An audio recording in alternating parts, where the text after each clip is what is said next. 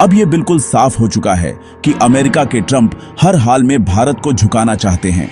इसके लिए वह कितनी भी दूर जाने को तैयार दिखाई देते हैं। सबसे अहम खबर यही आई है कि अमेरिका ने उन कंपनियों पर 25% टैरिफ लगाने का प्रस्ताव रखा है जो विदेशी कर्मचारियों को हायर करती है। यानी अब तक तो सिर्फ इंपोर्टेड सामान पर टैरिफ लगाया जा रहा था, लेकिन अब सीधा कंपनियों को ही टारगेट किया गया है।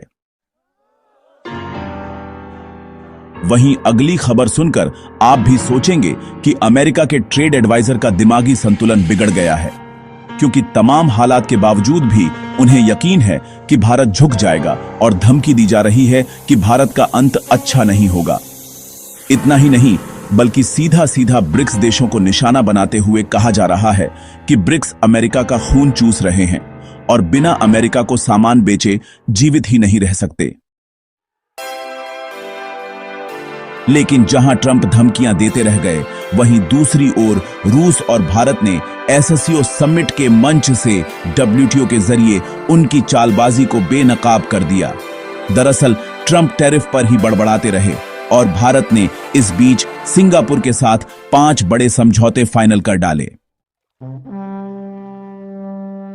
देखा जाए तो भारत ने अब तक न तो अमेरिकी धमकियों के आगे झुकने का नाम लिया और न ही ट्रंप की दबाव की राजनीति में कोई ट्रेड डील साइन की। इसी कारण से पूरे अमेरिका में गुस्सा छाया है और खासकर उनके ट्रेड एडवाइजर भारत को लेकर इतने तमातमाए हैं कि जैसे उनका दिमाग शॉर्ट सर्किट हो गया हो। जहां पहली और बड़ी खबर यही है कि अमेरिका ने उन कंपनियों पर 25% अतिरिक्त टैरिफ लगाने का प्रस्ताव दिया है जो विदेशी स्टाफ को नौकरी देती हैं। पहले वह देशों पर टैरिफ लगाते थे, मगर अब सीधे उस देश के नागरिकों को अमेरिका में नौकरी से रोकने की चाल चली जा रही है। इस कदम का सबसे बड़ा असर भारतीय आईटी सेक्टर और वहां काम कर रहे प्रोफेशनल्स पर पड़ेगा। आप सोचिए, गूगल, माइक्रोसॉफ्ट, अमेज़न जैसी कंपनियों में लाखों भारतीय हैं जो न केवल अमेरिकी इकोनॉमी को ताकत दे रहे हैं, बल्कि उनकी टेक्नोलॉजी को भी दुनिया में टॉप पर बनाए हुए हैं। मगर अब जो 25% टैक्स का प्रस्ताव आया है, वह सीधी धमकी है कि अगर विदेशी वर्कर्स को नौकरी दी तो कंपनियों को भारी टैक्स चुकाना होगा। इससे अमेरिकी नीति की असली तस्वीर सामने आ गई है। वे बाहर से फ्री मार्केट और ग्लोबलाइजेशन की बात करते हैं, लेकिन जैसे ही भारत की टैलेंटेड वर्कफोर्स की बारी आती है तो दरवाजे बंद करने लगते हैं। और अगर ये नियम लागू हो गए तो असल नुकसान अमेरिका का ही होगा, क्योंकि कंपनियां भारत जैसे टैलेंटेड और मेहनती प्रोफेशनल से वंचित रह जाएंगी और टेक्नोलॉजी रेस में पिछड़ जाएंगी। तब जाकर उन्हें समझ आएगा कि भारत को रोकना नामुमकिन है। यही वजह है कि भारत इस पूरे खेल को गंभीरता से देख रहा है, क्योंकि यह सिर्फ ट्रेड टैरिफ नहीं, बल्कि भारतीय टैलेंट को रोकने की कोशिश है। और यही पॉलिसी आने वाले समय में अमेरिका के लिए आत्मघाती साबित हो सकती है। वहीं अगली खबर में तो हद ही हो गई। अमेरिकी ट्रेड एडवाइजर को भरोसा है कि भारत झुक जाएगा और उन्होंने धमकी तक दे डाली कि भारत का अंत अच्छा नहीं होगा। व्हाइट हाउस के पीटर नवारो ने बयान दिया कि ब्रिक्स ज्यादा दिन चल ही नहीं सकते, क्योंकि उनके सदस्य आपस में ही मतभेद रखते हैं। साथ ही उन्होंने ब्रिक्स देशों को पिशाच कहकर आरोप लगाया कि वे अमेरिका का खून चूस रहे हैं। सोचिए, यही अमेरिका है जिसने दशकों तक दुनिया पर अपने नियम थोपे, आईएमएफ और वर्ल्ड बैंक से गरीब देशों को दबाया, और आज वही अमेरिका ब्रिक्स से डरकर ऐसी बयानबाजी कर रहा है। नवारो का बयान सबूत है कि ब्रिक्स इतना मजबूत हो चुका है कि अब वॉशिंगटन के लिए डर का कारण है। भारत, रूस, चीन, ब्राजील, साउथ अफ्रीका और नए सदस्य मिलकर एक ऐसा ब्लॉक बना चुके हैं जिसे अमेरिका अब न तोड़ सकता है और न दबा सकता है।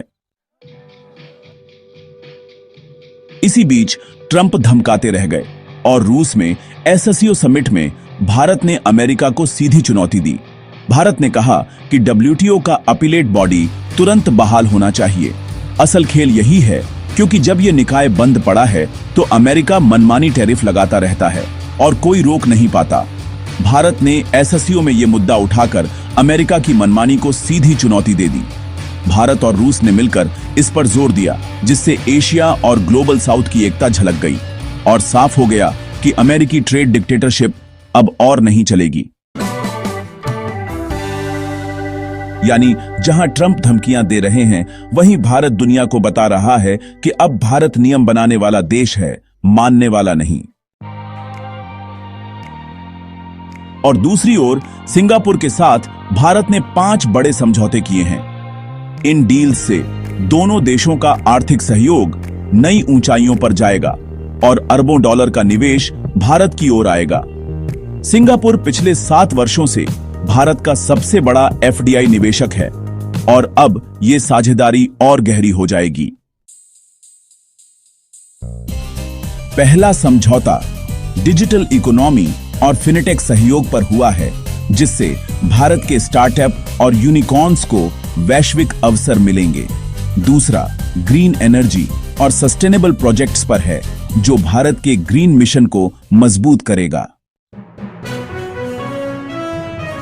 तीसरा इंफ्रास्ट्रक्चर और स्मार्ट सिटी डेवलपमेंट से जुड़ा है, जिसमें सिंगापुर की टेक्नोलॉजी और भारत का स्केल मिलकर बदलाव लाएंगे। चौथा शिपिंग और लॉजिस्टिक्स पर है, जिससे भारत और आसियान देशों के व्यापार को गति मिलेगी। पांचवां स्किल डेवलपमेंट और एजुकेशन पर है, जो भारत के युवाओं को विश्वस्तरीय ट्रेनिंग और नौकरियों से जोड़ेगा।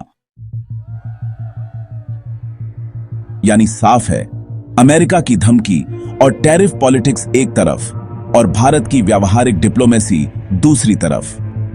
आज भारत एशिया का वह ब्रिज बन गया है जिसमें सिंगापुर जैसी वित्तीय ताकत भी शामिल हो चुकी है।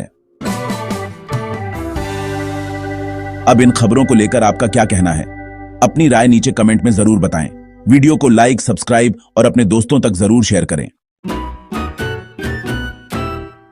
जय हिंद, वंदे मातरम।